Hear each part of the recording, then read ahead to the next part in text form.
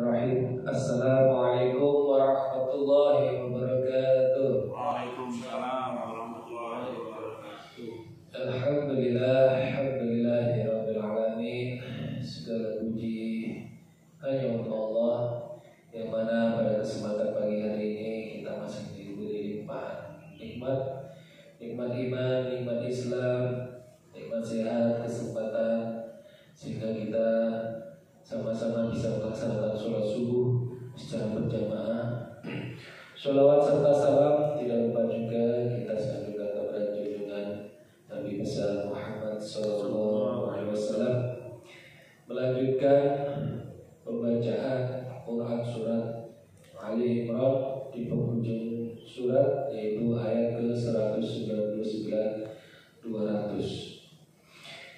A'udzu billahi minasy syaithanir rajim.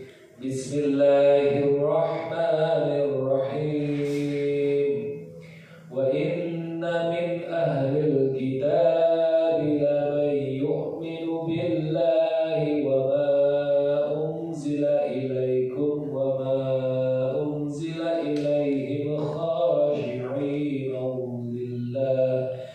khashi'ina lillah lillahi la yashtaruna bi ayatillahi thamanan qalila ulaika lahum ajruhum 'inda rabbihim innallaha sari'ul hisab. Ya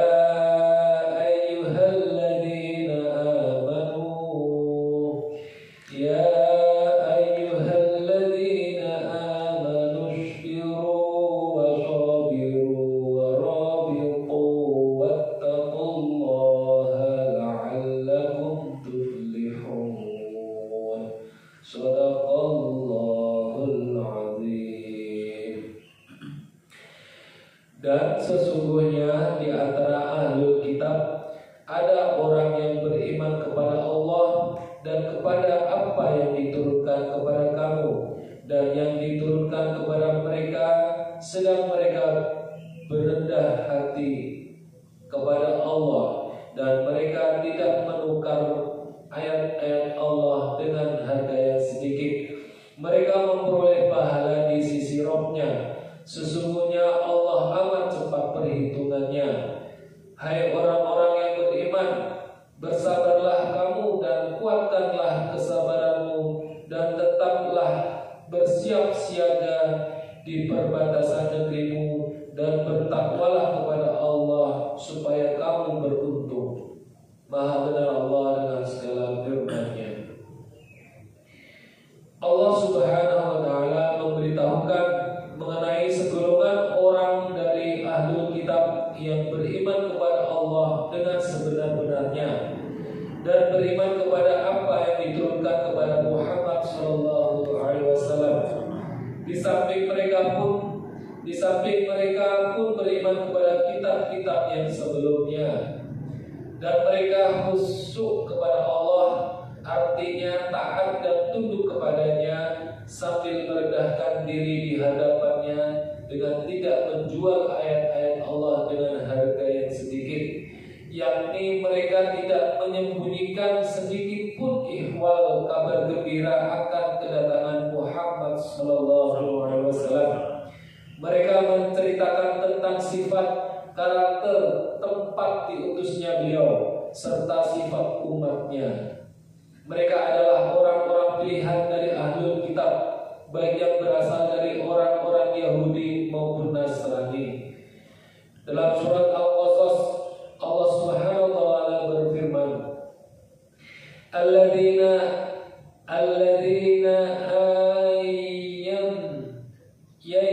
yaynahumul kitaba min qablihi hum bihi yu'minuna wa idza yutla 'alaihim qalu amanna bihi innahul haqqu min rabbina inna kunna min qablihi muslimina ulaika yu'tawna ajrahum marrataini bima sabaru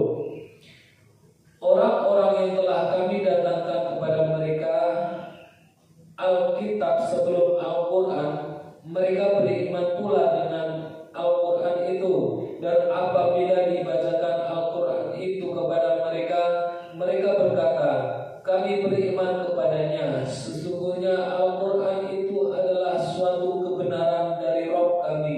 Sesungguhnya kami sebelumnya adalah orang-orang yang membenarkannya.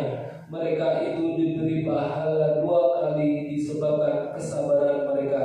Quran Surat Al-Qasas ayat 52 sampai 54. Dan sifat-sifat dalam ayat tersebut terdapat pada diri orang-orang Yahudi, tetapi jumlahnya sangat sedikit sekali, seperti Abdullah bin Salam dan orang-orang semisalnya yang beriman dari kalangan pendeta Yahudi.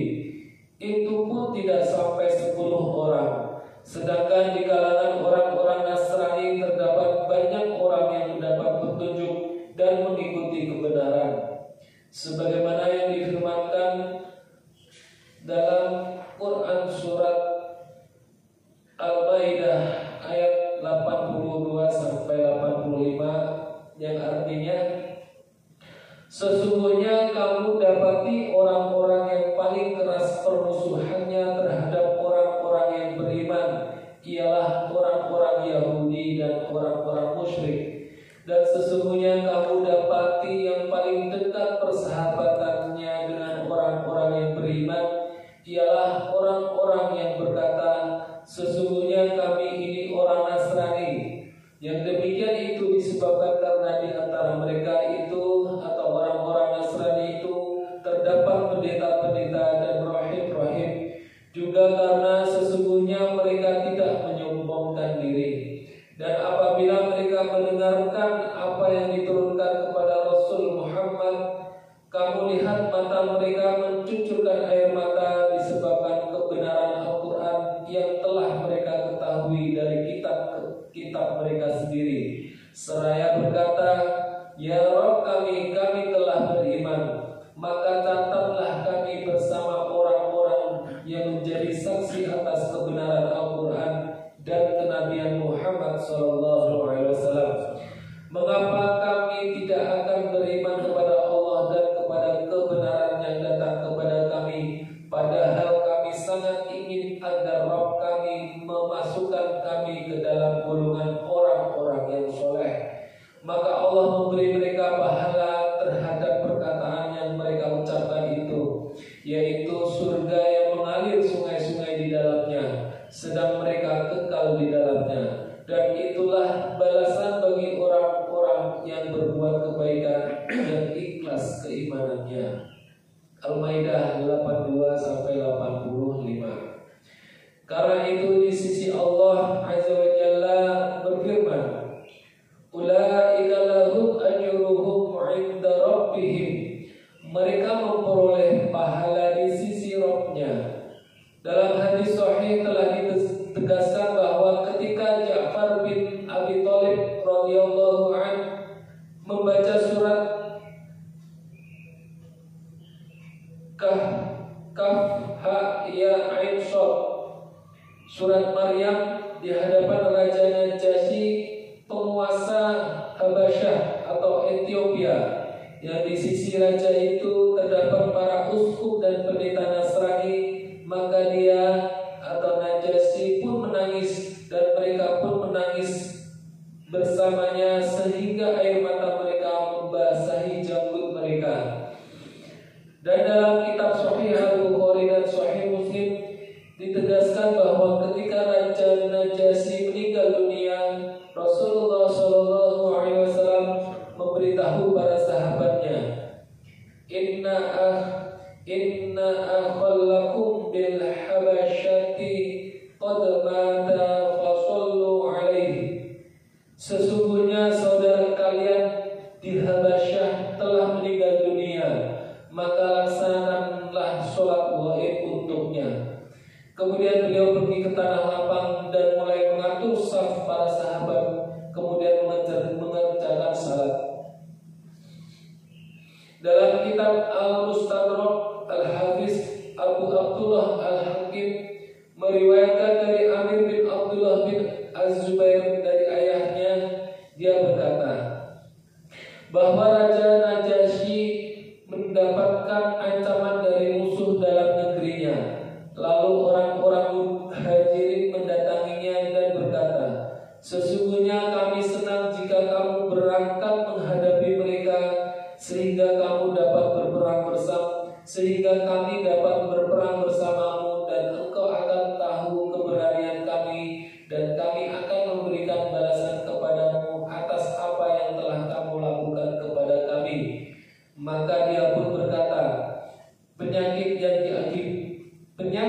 yang diakibatkan pertolongan Allah jelas lebih baik daripada obat yang diakibatkan pertolongan manusia. Pada peristiwa itu turun ayat, wa inna min ahlil kitabi laman yu'minu billahi wa ma unzila ilaikum wa ma unzila ilaihim khashi'ina lillah. Dan sesungguhnya di antara ahlul kitab ada orang yang beriman kepada Allah dan kepada apa yang diturunkan kepada kamu dan yang diturunkan kepada mereka, sedang mereka berendah hati kepada Allah. Kemudian Al-Hakim berkata, sungguh hadis ini sanadnya sahih, sedangkan Al-Bukhari dan Muslim tidak mengeluarkannya. Mengenai firman-Nya, wa inna min ahlil kitab, dan sesungguhnya di antara ahlul kitab, Ibnu Abi Najih menerangkan dari Mujahid, yakni ahlul kitab yang Muslim. Dan Ubad bin Mansur berkata, aku bertanya kepada Al-Hasan Al-Basri mengenai firman Allah Azza wa Jalla, wa inna min ahlil kitabi laman yu'minu billah, dan sesungguhnya di antara ahlul kitab ada orang yang beriman kepada Allah. Dia menjawab, mereka itu adalah ahlul kitab sebelum diutusnya Muhammad SAW. Lantas mereka mengikuti beliau serta mengenal atau masuk Islam, maka Allah Subhanahu wa taala memberikan dua pahala kepada mereka, yaitu pahala disebabkan keimanan mereka sebelum diutusnya Nabi Muhammad SAW, dan pahala mereka mengikuti ajarannya. Diriwayatkan Ibnu Abi Hatim. Dalam kitab Sahih Al-Bukhari dan Sahih Muslim telah ditegaskan sebuah hadis dari Abu Musa. Dia berkata, Nabi SAW bersabda, salah satu yu'tauna ajrahum marrotain, ada 3 golongan yang pahala mereka diberikan 2 kali. Kemudian beliau menyebutkan, di antaranya adalah seorang dari ahlul kitab yang beriman kepada nabinya dan kepada diriku Muhammad SAW. Dan Allah Subhanahu wa taala berfirman, la yastaruna bi ayatillahi thamanan qalila, mereka tidak menukarkan ayat-ayat Allah dengan harga yang sedikit. Artinya mereka tidak menyembunyikan ilmu yang mereka miliki sebagaimana yang telah dilakukan segolongan dari mereka. Bahkan sebaliknya, mereka menyebarluaskan secara cuma-cuma. Oleh karena itu Allah berfirman, ulaika lahum ajruhum 'inda rabbihim innallaha sari'ul hisab. Mereka memperoleh pahala di sisi Rabb-Nya. Sesungguhnya Allah amat cepat perhitungannya. Mujahid berkata, yakni cepat perhitungannya diriwayatkan pula oleh Ibnu Abi Hatim dan yang lainnya. Firman-Nya, ya ayyuhalladzina amanu isbiru wasabiru warabitu, wahai orang-orang yang beriman, bersabarlah kamu dan kuatkanlah kesabaranmu, serta tetaplah bersiap-siaga di perbatasan negerimu. Al-Hasan Al-Basri mengatakan,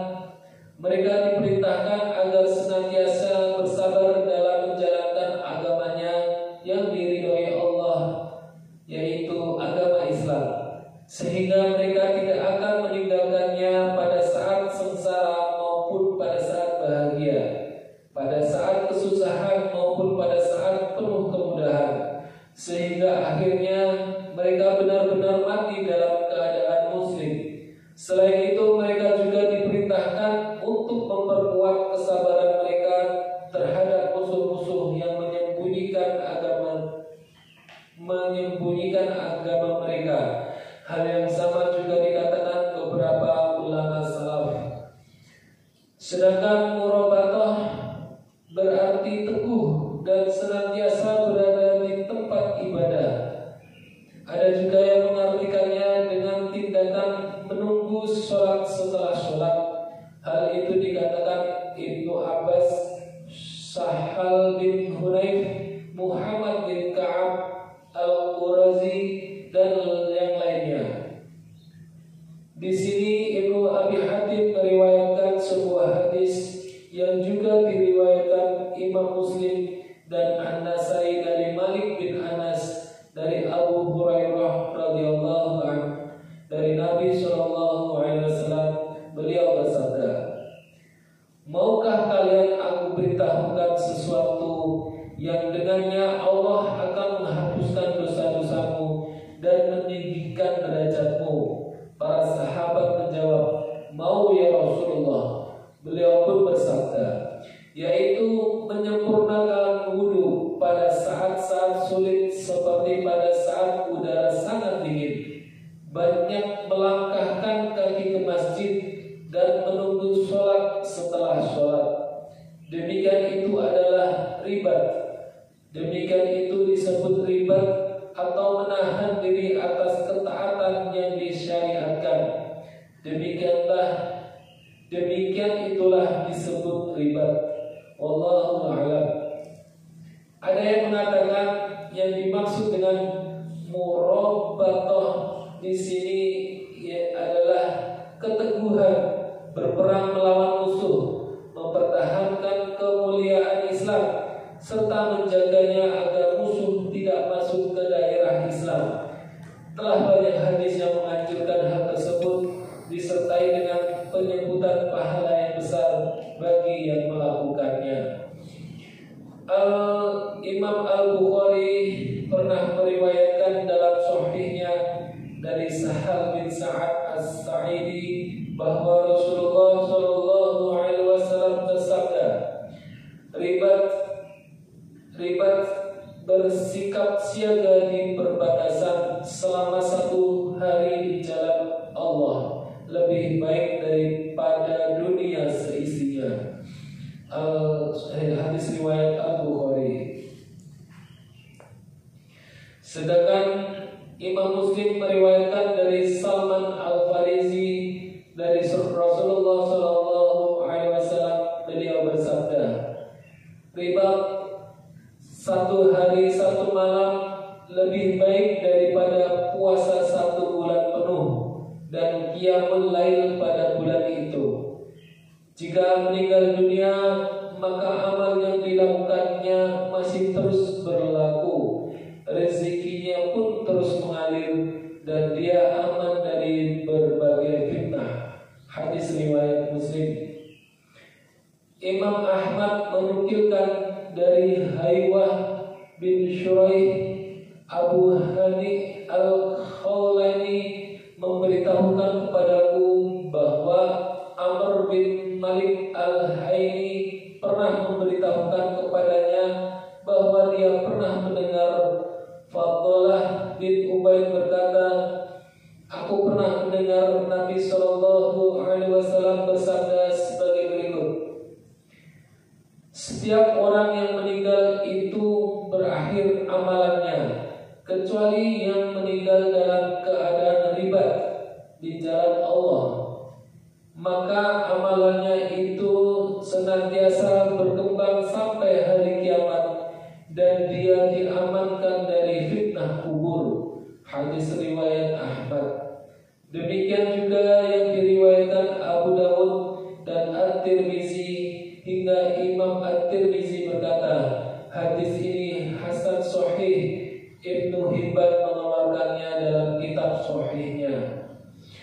Adapun Abu Dawud berkata, telah menceritakan kepada kami Abu Taubah, telah menceritakan kepada kami Muawiyah ibnu Salam, telah menceritakan kepadaku As-Saluli bahwasannya disampaikan kepadanya sebuah hadis oleh Sahal bin Al-Hazalah bahwa mereka pernah berjalan bersama Nabi sallallahu alaihi wasallam pada waktu perang Hunain, sampai pada waktu Isya. Kemudian aku mengerjakan sholat bersama Rasulullah SAW.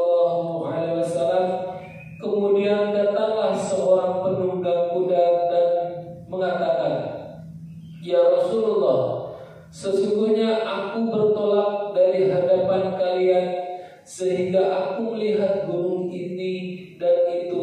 Tiba-tiba aku melihat kabilah Hawazin, semuanya tanpa ada yang ketinggalan, sedang berkemah dengan unta-untanya, berbagai barang berharga serta domba-domba mereka." Maka Rasulullah SAW pun tersenyum seraya bersabda, "Itu semua adalah ghanimah kaum muslimin besok, insya Allah, jika Allah menghendaki."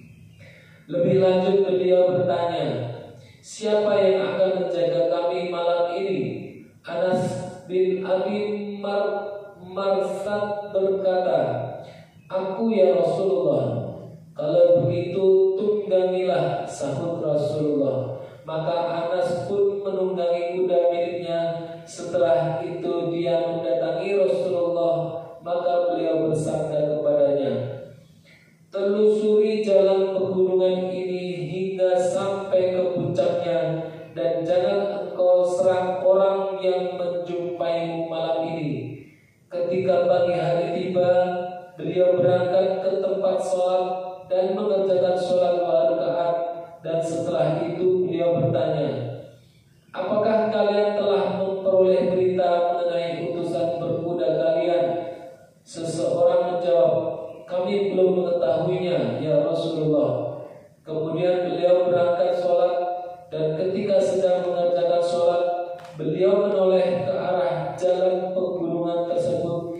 Hingga ketika sholatnya telah usai, beliau bersabda, "Berbahagialah, sesungguhnya utusan berkuda kalian telah datang kepada kalian." Maka kami pun melihatnya melalui sela-sela pepohonan. Ternyata memang benar dia telah datang.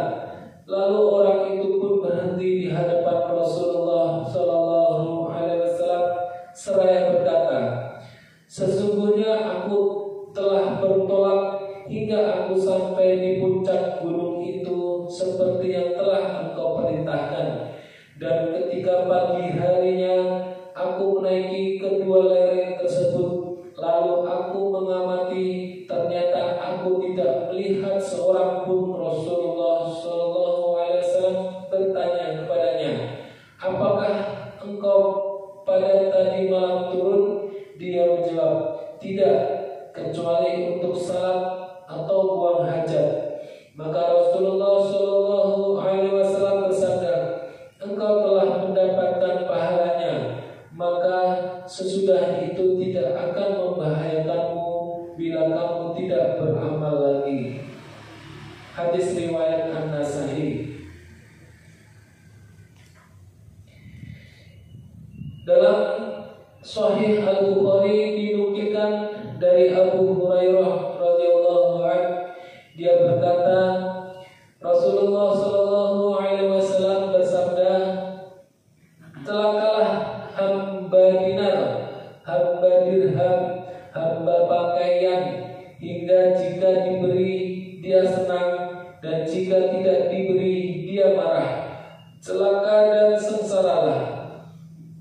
Jika tertusuk duri, maka dia tidak dapat mencabutnya. Beruntunglah bagi seorang hamba yang mempergunakan kudanya untuk kepentingan di jalan Allah. Rambutnya kusut masai, kedua kakinya berlumuran debu. Jika dia diperintahkan untuk berjaga, maka dia berjaga.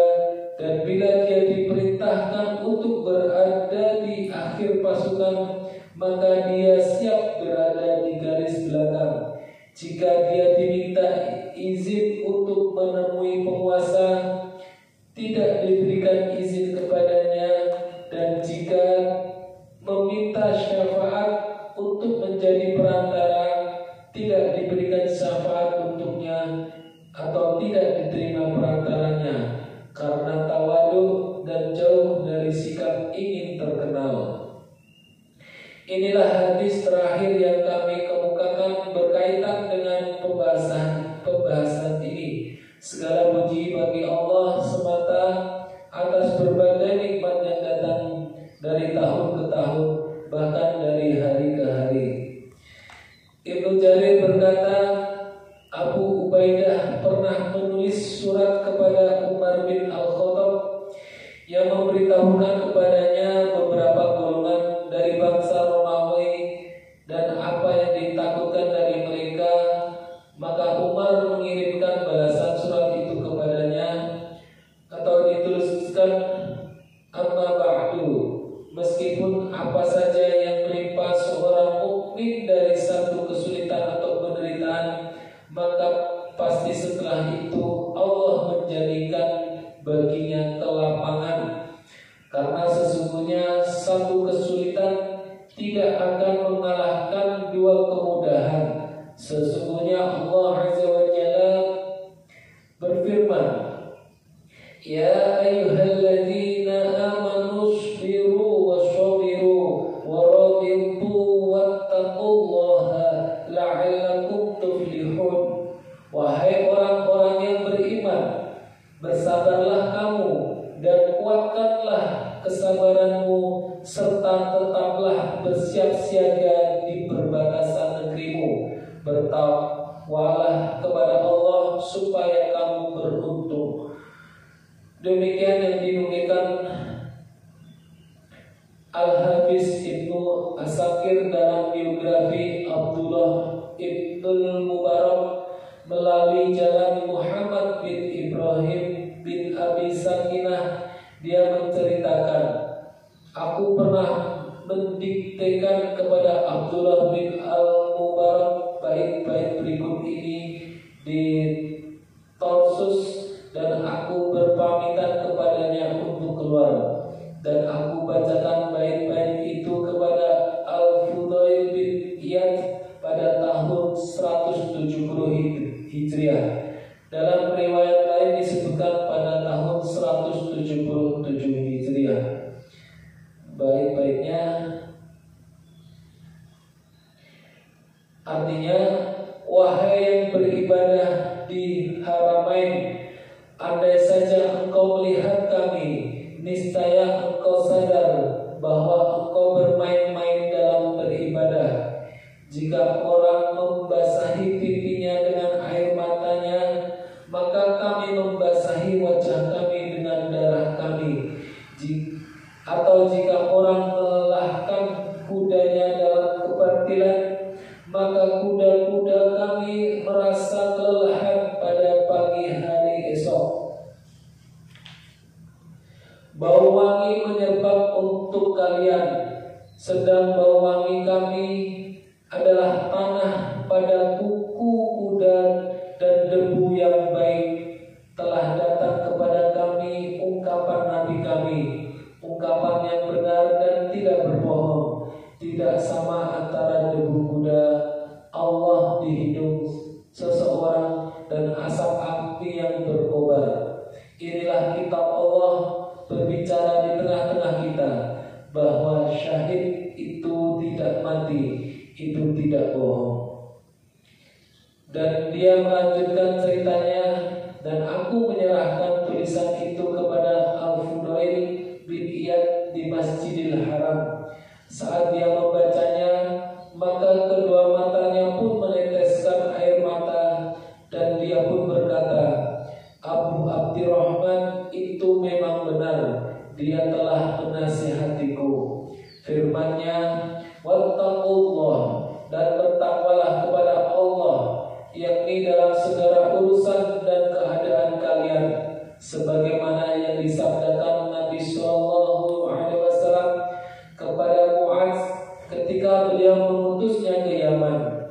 Ittaqillah haitsu ma kunta wa atbi'is sayyi'atal hasanah tamhuha wa khaliqin nasa bi khuluqin hasan. Bertakwalah kepada Allah di mana saja kamu berada. Iringilah perbuatan buruk dengan perbuatan baik. Niscaya perbuatan baik itu akan menghapuskan perbuatan buruk itu, dan pergaul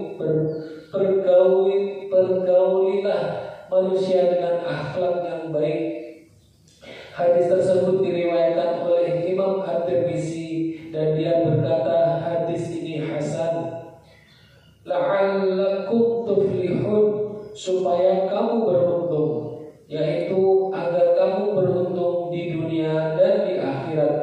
Demikianlah penafsiran surah Ali Imran. Dan hanya milik Allah lah segala puji dan anugerah. Kami memohon kepadanya, semoga kita semua meninggal dunia dalam keadaan berpegang kepada Al-Quran dan As-Sunnah. Amin. Alhamdulillah, surat Ali Imran telah kita hatamkan. Mudah-mudahan di surat atau di ayat yang terakhir ini terdapat suatu pelajaran juga. Ternyata tadi kalau satu hari atau satu malam berada di ribat atau di perbatasan negeri untuk berjaga, itu pahalanya terus mengalir kalau nanti misalnya berbuat kesalahan di kemudian hari itu ya. Masya Allah. Saya lanjutkan pembacaan hadis yang ketiga, hadis mengenai bab mengagungkan kehormatan kaum muslimin dan uraian tentang hak-hak mereka serta kasih sayang dan menyayangi mereka.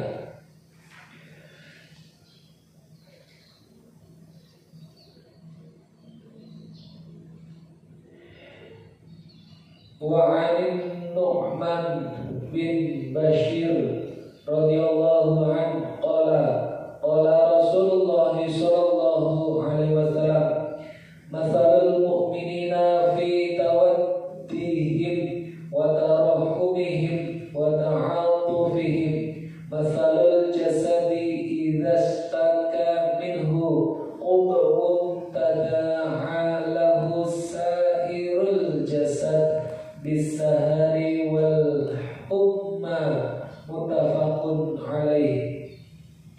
Dari An-Nu'man bin Bashir radhiyallahu anhu berkata, Rasulullah sallallahu alaihi wasallam bersabda, perumpamaan kaum mukminin dalam hal saling menyayangi, saling mengasihi dan saling bersimpati adalah bagaikan sesosok tubuh.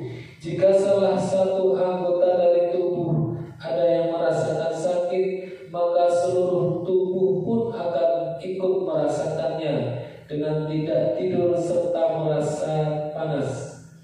Muttafaq alaih.